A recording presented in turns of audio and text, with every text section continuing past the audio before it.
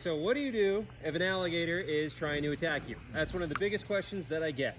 And first of all, don't find yourself in this situation, and I'm going to get into that more in a second here. But the big one that I always recommend, if they're coming at you in the water head first like this, if you can get underneath the jaw, you can push them away, okay? They have a little pocket underneath the jaw right here that you can actually get a handle on, and you can push them away like that.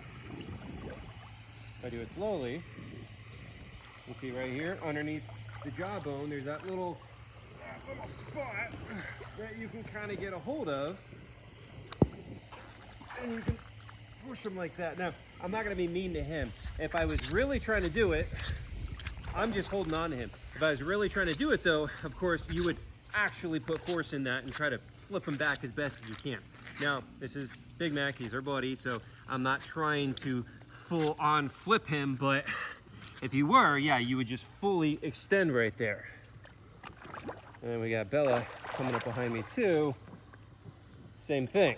Now, pushing them back like this is not a magic trick, okay? It is not something that should be taken lightly or thought of as like a trick that works every time or anything like that. Because the thing is, if you put your hand in there in the wrong way, they will flip down and they'll go straight down and try to grab your hand. And they can, and they will bite your hand right there. I do know of several other gator handlers that have been bit doing this very maneuver. So I always like to emphasize that that is not like a trick that just works. It's not like the stop button on them. A lot of people ask, well, what does it do to the alligator? Why does it work? It doesn't do anything to the alligator. There's no magical pressure point there, anything like you can push on yourself. It doesn't do anything to them. It is a control point that they can't really see coming very well. And so that's why it's effective a lot of the time coming underneath like that, because they can't really see it coming when they're on the surface. So you can get your hand under there. And even when they are on land, grabbing underneath the chin like that also works too, because they usually have their head up, their eyes are on the top. Again, they can't really see it coming very well. So it is pretty effective to grab them underneath and be able to push them back like that. Now, again though, they will swing and try to grab you, and they have a lot of force. If you see my videos with him, he's done it quite a few times. He's put his full weight into trying to get down to bite my hand like that. And like, with him, he's probably at least like 250 pounds. So that's a lot of power, and you got to bail, so it's a tricky thing. It's not, again, it's not like a magical pressure point that does anything to the alligator. It is just a method that you can get that hook there and be able to push them back, okay? And so all this kind of stuff of like how to defend yourself from an alligator, it's very much like in martial arts. If you're gonna go and you're gonna learn some self-defense training, you're not gonna start your training with doing some sort of a high-skilled maneuver. This is a high-skilled maneuver. So the likelihood of somebody being able to pull that off on a wild alligator coming at them is very low. Now, it does work, and it will work, and I've done it. I know other people who have done it and been able to survive like that, but I just don't want to give people a false sense of security that like, oh, this is something, now I know what to do. I can put myself in a dangerous situation, and if a gator decides to attack me, it's that easy. You just flip them back, right? It is not that easy. It is not that simple, and it's not something that somebody can just easily go replicate. Again, it is a skillful maneuver, and I do know of skilled handlers that have slipped on this and lost the grip and then got bit, okay? Because they will, if I touch him, yeah, she's getting a little close too. Let's see, he's starting to push back a little bit there. But I do know of people who have been bit like that. Oh, he's gonna try to push her away. Don't bite her. You hear her? She's doing her little begging sound because he's coming over. He's like, I want to be the only one being the center of attention, not because he wants attention, because he wants me to give him food. And he wants to push her away to make sure he's the only one who gets any food if I decide to start giving out food, But anyways, so that is really an effective maneuver that really does work pretty well there. Now, sometimes they will come at you over and over and over. And so I do know of a guy, I met him, He had seen some of the videos from, I guess it was one of the TV shows that I was on, and he had seen us do that before, and so he tried to do that on an alligator attacking him. And this was just like a regular guy. He was out with his friends, and they were swimming in a lake and had a big gator come up at him like that. Bigger than Big Mac here. It was like an 11 or 12-foot alligator that came after this guy. Him and his friends are swimming, and all of his friends are like, "Wait, there's an alligator behind you." He thought it was a joke, and he turns around, and here comes, you know, this like 11, 12-foot alligator just right for this dude. And so, again, he'd seen some of these videos, so he pushed it underneath the jaw, and he pushed it away. And then he just came at him again, and he pushed it away again, and it came at him again. And then when he went to push it again, it slipped, and it got his arm and just snapped his arm right off. So the power these animals have when they go to death roll, well, for one, that's the jaw muscle on the side right there. He's gonna try to bite. See how quick he came back on that? So that's also why I got a stick while I'm in here. Because even though this technique does work, man, it is sketch, again. So that's why I do have the stick. But yeah, so he went to push again, and the gator grabbed his arm, immediately rolled it right off. And so he lost his arm right here. And then he swam back to shore with just one arm left, and the gator ate the other arm. So yeah, that is the reality of this technique, of that situation. It is extremely dangerous. It is not just this is what you do, you'll be fine, okay? So the reality of like, what do you do if you're being attacked by an alligator is, don't get attacked by alligators. Don't find yourself in that situation in the first place. The best defense is to avoid these kind of situations. The same thing we teach in human self-defense. Don't go into places where these things are likely to happen, you know? And so, number one, don't go swimming in their habitat. You know, what we're doing right now. Don't go into alligator habitat. Don't go swimming in there. I have people all the time like, yeah, I live in Florida. We swim in lakes and rivers all the time. And I'm like, yeah, that's just like the guy who says, I never wear my seatbelt and I'm fine. Tell that to the person at the ER that sees people that don't wear their seatbelts and go straight through the windshield and turn into mush, okay? When people tell me, as a person who handles alligators, they're like, oh, well, I go swimming in alligator habitat and I've never had a problem. I'm like, okay, cool, good for you. You've done it like 5 times. I do it all the time. I've had multiple alligators try to attack me in the water. I have friends who have been nailed. I know people who have lost limbs. It's no joke, you know, don't go into their habitat. When you are swimming in their habitat, you look at their eyes are only about an inch or two above the surface of the water. So if the water's kind of cool, but if I were to sink down, it's just my head exposed and I was like swimming like this, all they're gonna see is the top of your head and your arms moving. And from their perspective, with their eyes only about an inch or two above the water, that looks like a funny looking duck. And so they will attack you. Now, alligators do not see people as food though, most of the time. Their main diet is turtles, fish, raccoons, birds, small animals. But if you're that swimmer, this is a small animal. Your head sticking out is a small animal from that perspective. So they will come after that. Now, I've done this a lot in the wild, and I've had wild alligators coming at me. And if you're in water shallow enough to stand up, you just stand up this much. A lot of the time, they will back off because they're like, oh, wow, that's not what I thought it was. That thing is a lot bigger. It's not the small prey animal I thought I was hunting. And a lot of times, as soon as they see your size, they do back off. You know, we have 1.3 million alligators in the state of Florida. If they wanted to eat people, you'd have people dying every single day in Florida. So thankfully, they really want nothing to do with us. And most alligator attacks are not actually attacks. Most of the time, it's because somebody's doing something stupid. And that's usually 3 big things. Well, one, swimming in their habitat. Don't do that like what we're doing right now. But the other, the bigger one, is people feeding them. You know, once you feed them, they learn to associate you with food. You don't have the food, you are the food. That is the #1 reason. It's really funny. She's hissing at him underwater. So just blowing bubbles. But yeah, that is #1 reason why somebody does get quote unquote attacked by an alligator, is because they were feeding the alligator. Oh, now he's gonna go down there too. You guys can be sketchy down there. So yeah, don't feed alligators in the wild. In Florida, it is against the law. You can get a big fine and you can even get jail time. They take it very seriously because the state of Florida is very well aware the main reason people do get attacked by an alligator is because they were feeding it or someone else was. But you're safe now because he's underwater and they don't bite underwater. That's a great point. Yes, they bite underwater, okay? It is a very common myth. People tell me all the time, yeah, but they won't bite you underwater. What's an aquatic predator? This is 240 million years of aquatic predator evolution. Why on earth would you think they can't bite underwater? So people do say that a lot. And underwater, they are very dangerous. You can see her approaching my legs right now under the water. Oh, look at her snapping. So I got She the won't stick. actually bite you. Oh, right. Yeah, no. Yes, she will. Okay. Now, underwater, they do have a different hunting strategy. Now, on the surface, they will come flying after you. If you're a swimmer and they just see your head, they think that's a small animal, they will come with speed. They will have a wake coming after something on the surface, okay? But underwater, they don't really pursue in the same way. They're not like coming flying after you like a shark underwater or something like that. So underwater, what they normally do is this, what you just saw her doing, this kind of sweeping motion with her mouth open, and she's gonna go off of touch more than sight.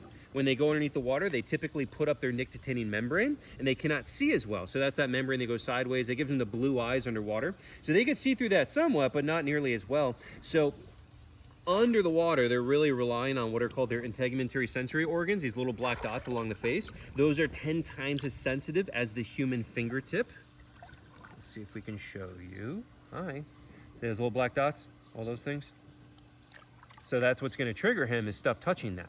Or any movement in the water is what's going to trigger him to swing at that. So under the water, they're not like actively hunting you like what you would think. It's really more of this like slow, kind of goofy, sweeping motion, which also really gets people a false sense of security, because that slow sweeping motion is an evolutionary tactic for hunting fish. If you move slow like that, it doesn't really spook fish very much. And then when you get close enough and you do feel one, boom, they go fast. So they can and will bite very quickly underwater, but they like to use that slow sweeping motion to feel for disturbances, okay? But yeah, so under the water, they are not like trying to hunt you in the same way. So how you would get bit by one if it's under the water is usually just some bad luck. You don't know it's there and you bump into it, or you were to step on it or something like that. What they'll usually do is they'll be in an ambush position for fish underwater, and the human has no idea and accidentally bumps into one underwater. And the gator's just biting what bumped into it, not even usually trying to attack a human, you know? But yeah, so the underwater thing, definitely sketch, okay? So, but if they're on the surface, again, trying to push them away. Now, pushing them away, again, is very, very dangerous. So you want to avoid this situation to begin with. Don't enter their habitat. Don't feed them. I got sidetracked by them. That's the other, so it's don't feed them. Don't swim in their habitat. Don't have kids and pets near the water's edge is the other really big one. So that's a really big issue too. They do like to hunt small prey. Again, raccoons, turtles, fish, birds. And then kids and pets are definitely in that same size class to be able to be food. So again, you do not want to have kids or pets near the water's edge. Now they're both under the water sweeping and just doing this like super sketchy movement, you know? And again, when they do that, it's slow, it's kind of disarming. And then when they feel something that interests them, it's a very fast sweep and they will bite. And when they open up their mouth, they have the Epiglotus, which you do too. You can open your mouth underwater and you won't drown either because you also have one. But theirs is very muscular and strong at the back of the throat, and that's what allows them to really open up and bite and crush and kill things underwater without drowning themselves. And also keep in mind, they can hold their breath for 6 hours. Talking about the no swimming thing, you wouldn't believe how many people are like, hey, look, I looked at the lake, I was there, I watched the surface for 15 minutes. I didn't see an alligator. There's no alligators in the lake. She can literally sit underwater like this for 6 hours or more. Some people claim even much longer than that, actually. So at least we know for sure 6 hours at minimum she can sit under there. If you were here for 3 hours, you're like, oh wow, I guess there's no gators in here, we're safe, and you hop in and boom, there's one, you know? So don't think like that either, you know? But again, I do want to like emphasize that pushing him back like that, that's a really good technique and trick to know, but don't take risks thinking that that's going to be able to save you, because again, it is something that takes skill, precision, and even if you do everything right, you can slip on that. You know, you can slip up and then get nailed, your arm is gone, or if it doesn't take your arm, it just drags you under and drowns you, you know? And then another thing, the water's not usually clear. Most wild areas, the water is murky. So how do you think you're going to be able to get your hand in the right position underneath the jaw to be able to push them back if you can't see what you're doing? You know, now sometimes they have their mouth cracked open. That's what you're seeing a lot of these guys doing under the water. Sometimes their mouth is wide open under the water. So you go to hook underneath and you put your hands straight inside of an open mouth because you can't see because the water is murky. You know, so that's a big one right there. It's just you don't know if you can't see. Whoop, and she just bit my stick. As soon as the stick came close, she could feel it and she just snapped at the stick right there. But yeah, so that's another one. It's just realizing it's murky water. Now let's say the alligator is far away. Again, pushing, that's a close. It's already on you. That's how you deal with it if it's already like right there and you got to defend yourself. But let's say in a more ideal situation, the alligator is very far away and you see it swimming towards you, showing interest in you. You have time to get out before it gets to you. What should you do? Should you panic and swim as fast and crazily as you can? No. You should try to move slowly and get away without causing a big disturbance. They are smart. I'm going to lift her up so she comes up hopefully and stops trying to creep underneath. Bella. Oh, come on. There you go. Hi, Bella. Hi. I like you better on the surface where you're not creeping up trying to bite my feet. Bella.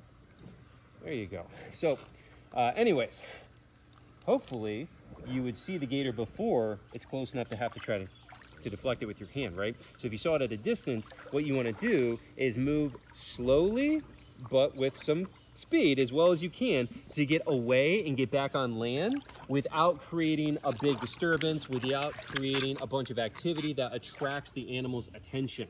So they are predatory animals. So they're smart, they know what panicking is, and if you are panicking and you're going all over in the water and splashing around like, look at them. Immediately, both of them.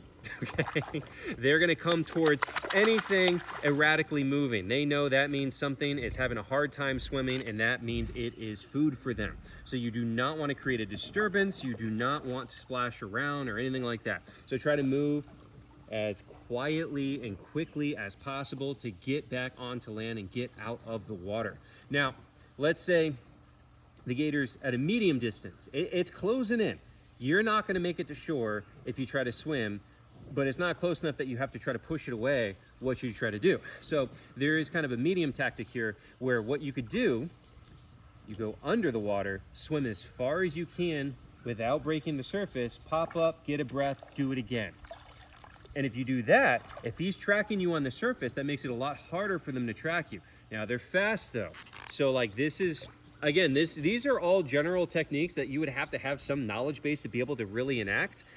And you'd have to know when to make that call. That's a hard call to make. And you do it wrong, you're ending up in a gator's belly, you know? So that's why, like, again, I don't want to give anybody a false sense of security or hope here that like, oh no, I'm good, I'll be safe. This is all very sketchy, dangerous stuff. Easy, buddy. But yeah, so doing that kind of like porpoising maneuver and going under and popping up and then going as far as you can and doing that over again, that can be pretty effective because they are not going to be able to track you as well. Once you go underneath the water, they're doing this thing again. They're doing this sweeping behavior, trying to find you under the water, and that's not a quick way to pursue. So if you already have some bit of distance, but you're not going to make it just normally, you could try to do that, and that sometimes that can work, or it doesn't. Again, this isn't necessarily, I have to keep on giving you the disclaimer because I don't want anybody to get killed thinking like, oh, I know what to do. You know, this is all very, very sketchy stuff, but that kind of porpoising thing can help you get farther, pop up and just keep on doing that. She's really trying to get to my leg here. That can help you out to kind of cover more distance without creating a lot of surface exposure for you to be attacked, you know? So that can help out too. But yeah, avoiding the situation in the first place, the best advice you can have, you know? Let's see, what else, Gab? I think we covered a lot of it. Well, what do you do if they actually get you? That's a separate video I'm gonna do, like what to do if one of them actually got a hold of you and all that kind of stuff. Oh, what do you do if they're trying to attack you on land? Okay, because this is all water stuff. You know, so what would you do if one of them's trying to attack you on land? You turn around, you walk away. Boom, there we go. That one's easy. What do you mean? Don't they run? I heard they run 35 miles per hour, and if they chase you, you have to run in a zigzag. Yeah, that's all crap. That's not real. I've been handling alligators for over 20 years. I have never, ever, ever in my life had to run zigzag, nor do I know anybody who would. If you had to run, you just run. You don't try to run zigzag. And I've never had to run either. I've never had any alligator chase me faster than I can literally power walk to get away. That's the other one. And the only way they're gonna chase you is if it's really a feeding response. You know, their hunting strategy is they are an ambush predator, or they will pursue things on the surface of the water, okay? But they're not running after things on land and pursuing them like that. That's just not what they do. I wish you guys could see how relentlessly she's trying to get my leg. Like, I'm just sitting here repeatedly putting this stick inside of her mouth as she's trying to get to my leg and bite me. Yeah, she is being very persistent right now. Well, what about the video, the reel that we did of Stallone chasing you? So I haven't posted that yet, actually. Well, you will by the time Yes. this is. So yeah, that one, so that is a feeding response pursuit. So he has learned to associate me with giving him food, so it's not predatory. Yeah, so that is a topic that I'm gonna go over a lot when we do talk about like what to do if one of them actually bit you, is the motivation of the animal. Why did it bite you? Because depending on the motivation is going to dictate how you're going to handle the situation. So there can be a predatory motivation, there can be a feeding response motivation, there can be territorial, there can be defensive. So all these different things can happen. So they aren't just a mindless killing machine that just wants to bite. They're biting for a reason. So understanding the reason why and understanding the motivation is going to dictate how you would respond to the issue, okay? She said, they're not just going to bite to bite, he bites. He bit the water. Like, perfect timing. Well, he thought he had something over there. Hi, buddy. But yeah, so depends on what the motivation is. And, you know, again, I can talk about that more in a separate video. But that's all feeding response right now. So he wants me to give him food. He's not trying to hunt me. Now, that motivation bleeds over real quick, though. Bleeds over. Get what I did there? Yeah, no, really. They can shift. They can go from feeding response, I want you to give me food, to now you are the food in a heartbeat. Okay, so they can change that very quickly. And you can even see their mood change, like I've experienced with it. Like, you'll see them start acting differently. And so, like, when you have experience, you can actually really see that. But anyways, though, Stallone chasing me on land is because it is a feeding response. It is not any way to catch prey. It's very goofy. They have their mouth open and their legs they're just kind of like flopping and like trying to get to you. It is honestly, it's pretty goofy and kind of funny, kind of cute even if it wasn't a 10-foot animal that's trying to get you, you know? But yeah, so when they have that, sorry, I gotta deal with her for a second. Cannot trust her to be behind me underwater. She is relentless. But yeah, so with that feeding response behavior, that is one where they have learned to associate people with food, not predatory, is not hunting you as a human. It's coming up like, throw food in my mouth. And so normally that's something that happens in captivity. That can also happen in the wild though. Where I see it is with fishermen. So if fishermen let the alligators eat their fish, or they purposefully feed the fish to the gator will associate, like even something as simple as like pulling your reel out and making a cast, that gator's coming already, because he already knows that means there's going to be fish. So that's why, again, it's don't feed the alligators. It is illegal to do so. Don't let them catch your fish. You're teaching them to associate fishing with being fed. And so there was one of a guy who's fishing, and this gator comes barreling down the trail to try to get a hold of whatever it can. And he's like, oh my God, it's chasing to attack. And it's like, no, it wants you to give it fish, okay? And what happens a lot too is people want to keep their fish. And so like, I want to say this in a nice way, but a lot of people purposefully are kind of teasing the gator with the fish. You know, they will have it where it's like just barely out of the gator's reach on purpose because they want to see it chase it. And that's just teaching it to do that, you know, do that behavior. And if it does get the fish, you just got rewarded for that behavior, you know. So that's why that, again, that's so bad. Don't do that. But that, again, is a feeding response. Because if they were actually hunting real prey, they're usually only going to go after something on land that's only within about 10 feet of the water's edge. And that's where they will blast out, grab something, and try to pull it back in. But that's prey stuff. That's not like human-sized stuff, at least with alligators. Keep in mind, this entire conversation has been about alligators, and crocodiles are a different story, especially if you're talking about something like a Nile or a saltwater croc. That's a totally different beast, literally. You know, so this is all alligator stuff, okay? Hi, buddy. Hi, big fella. Oh, hello. Yeah, you're being a good boy. You're being pretty nice. Bella, on the other hand, not so nice. And then also you see his strike area is to the side. So when I have him underneath, when I go to let go, I pull my hand back the same way, not to the side, because that's where they will swing down and be able to grab you right there, you know? What else? Anything else, Gab, you can think of? Well, if you guys have any questions, let me know in the comments. I am speaking off the top of my head, so there's a good chance I missed some stuff. I did do another video talking about this same subject a couple of years ago. You can also go back and check out that video. Maybe I missed some stuff in this one I said in that one. I don't know, it was a while ago. And then we'll have to do a separate video talking about what to do if one of them actually got a hold of you. How do you handle that? That's a separate video that we're gonna have to do. And she is creeping up behind me. So let us know what you guys think, and thanks for watching.